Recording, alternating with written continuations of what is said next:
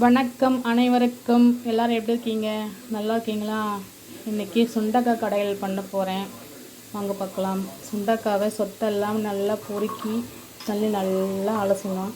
அதுக்கப்புறம் இது ரெண்டாக நசுக்கி இது தனியாக அள்ளி வச்சுப்போம். அந்த நசுக்க சுண்டக்காயில் வெங்காயம், தக்காளி, பச்சை மிளகாய் போட்டு எடுத்து வச்சுட்டு இதில் குக்கரில் துவரம்பருப்பு போட்டு வேக வச்சுருக்கேன். வெந்துட்டுருக்குது. இது நம்ம சேஃப்டிக்கு தண்ணி கீழே பொங்கி போகாமல் இருக்க தட்டு வச்சுருக்கேன். பொங்கி போனால் ஈஸியாக இருக்கும் துடைக்கிறதுக்கு, அதுக்காக தட்டு வச்சுருக்கேன். இப்போ இதெல்லாம் ரெடி பண்ணிவிட்டு இப்போ அது குக்கரை ஓப்பன் பண்ணி அந்த பருப்புலேயே திருப்பி இந்த சுண்டக்காய் நம்ம நசுக்கி வச்சுருக்கோம்ல, வெங்காயம் தக்காளியெல்லாம் அலசி தனியாக வச்சுருக்கோம்ல, அதை அள்ளி போட்டு 3 விசில் வந்தோடனே எடுத்து நம்ம கடைஞ்சி காஞ்ச மிளகாய் போட்டு கிள்ளி போட்டு தாளிச்சா செம்மையாக இருக்கும். வாங்க செஞ்சு பார்க்கலாம்.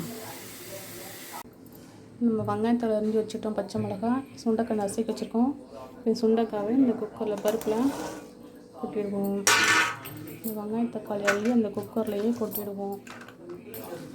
கரெக்டாக ஒரு 2 விசில் வந்ததும் எடுத்து நம்ம அப்படியே கடைஞ்சிட வேண்டியது.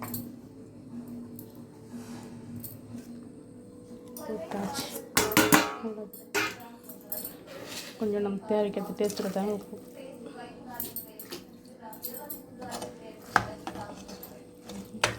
கலக்கி விட்டோம். கலக்கி விட்டதும் விட்டுட்டு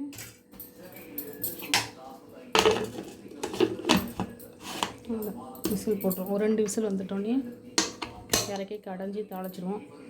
எப்படி இதுன்னு பார்க்கலாம். குக்கர்லேருந்து எடுத்து இங்கே பாருங்கள், 2 விசில் தான், பார்க்கவே செம்மையாக இருக்குது. இப்போ கடாய் வச்சுட்டு எண்ணெய் ஊற்றிருக்கேன்.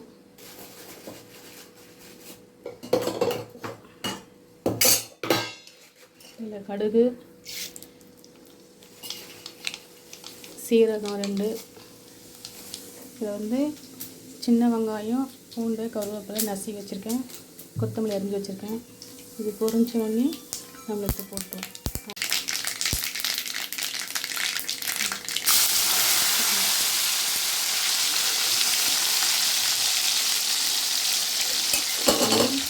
பொன்னிறமாக அப்படியே வந்துட்டேன். அந்த பெட்டை அள்ளி கொட்டி கொத்தமல்லி கொடுத்தது.